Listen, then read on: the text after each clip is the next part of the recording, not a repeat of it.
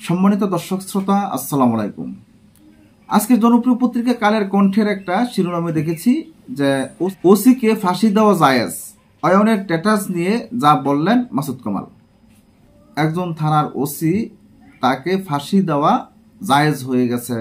যিনি ফাঁসির কথাটা উল্লেখ করেছেন তিনি কিন্তু প্রশাসনের কেউ না, এবং ওসি এখানে কোনো খুন খারাপিও করে নাই।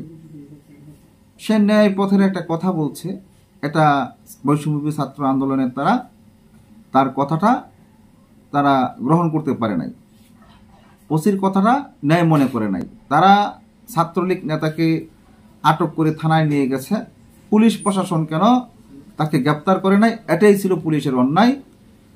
অবশেষে দুই পক্ষের মাঝে দস্তাদস্তি হয়ে যায়, এবং দস্তাদস্তি হওয়ার পরিপ্রেক্ষিতে তো আপনারা আরও অনেক কিছুই জেনেছেন যে সেখানে কি ঘটনা ঘটেছে।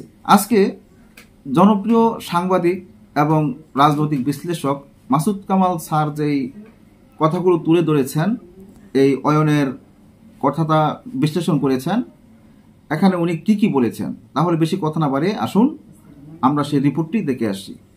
সামাজিক যোগাযোগের মাধ্যম ফেসবুকে বাংলাদেশ গণতান্ত্রিক ছাত্র সংসদের যুগ্ম সদস্য সচিব আবদুল্লাহ সালেহিন অয়নের দেওয়া একটি স্ট্যাটাসকে কেন্দ্র করে জ্যেষ্ঠ সাংবাদিক ও রাজনৈতিক বিশ্লেষক মাসুদ কামাল বলেছেন, আবদুল্লাহ স্ট্যাটাসে লিখেছেন, পটিয়া থানার ওসিকে প্রকাশ্যে ফাঁসি দেওয়া জায়েজ হয়ে গিয়েছে।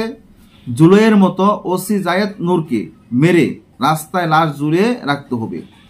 ওসি জাহেদের আওয়ামী রক্ত পবিত্র করার কোনো উপাদান এই বাংলায় নাই।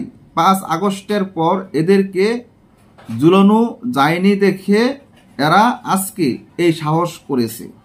গতকাল বৃহস্পতিবার রাতে নিজের ইউটিউব চ্যানেলে দেওয়া এক ভিডিওতে তিনি এসব কথা বলেন। মাসুদ কামাল বলেন, একটা ছেলে এভাবে প্রকাশ্যে ওসিকে ফাঁসি দেওয়া জায়েজ হয়েছে বলে হুমকি দিচ্ছে। জায়েজ বলতে যে এখানে ধর্মীয় আবহ নিয়ে এসেছে, এর মাধ্যমে সে অনেককে উত্তেজিত করেছে। সে বাংলাদেশ গণতান্ত্রিক ছাত্র সংসদের যুগ্ম সদস্য সচিব, সে একদম অপরিচিত নয়, তাকে কেউ চিনে না, অথবা এটা তার ছদ্মনাম নয়। সে ছাত্র সংসদের গুরুত্বপূর্ণ একজন ব্যক্তি। সে একজন ওসিকে প্রকাশ্যে ফাঁসি দেওয়াটা জায়েজ হয়েছে বলে বলেছে, তারপরও তার বিরুদ্ধে কোনো ব্যবস্থা নেওয়া হয়েছে। তিনি আরও বলেন, এই যে আমি এসব বললাম, এখন দেখবেন আমাকেও বলবে যে মাসুদ কামালকে প্রকাশ্যে ফাঁসি দেওয়া জায়েজ হয়ে গেছে, আমাকে ফাঁসিতে ঝুলিয়ে চৌরাস্তার মোড়ে টানিয়ে রাখতে হবে। তারা বলবে, কিন্তু সরকার তাদের বিরুদ্ধে কোনো অ্যাকশন নেবে না। এই অ্যাকশন না নেওয়ার কারণটাই কিন্তু মূল কারণ মব তৈরি হওয়ার।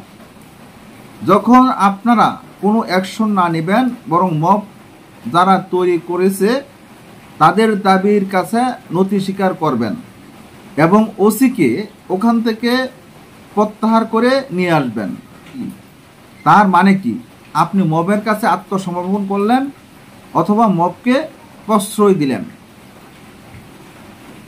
আপনারা বুঝতে পেরেছেন এখানে মাসুদ কামাল স্যার কি কথা বলেছেন। ওনার কথাগুলো অত্যন্ত গুরুত্বপূর্ণ কথা। এখন মাসুদ কামাল স্যার অত্যন্ত বুদ্ধিমান, জ্ঞানী ব্যক্তি, উনি রাজনৈতিক বিশ্লেষক। ওনার প্রত্যেকটা কথাই যুক্তিসঙ্গত বলে আমরা মনে করি। ওনার কথার যুক্তি আছে, যে কথাগুলো বলেছেন এই কথাগুলোর উপরে যদি আপনারা চিন্তা করেন তাহলে অনেক কিছু হয়ে যায়। আজ এই পর্যন্তই। আল্লাহ হাফেজ।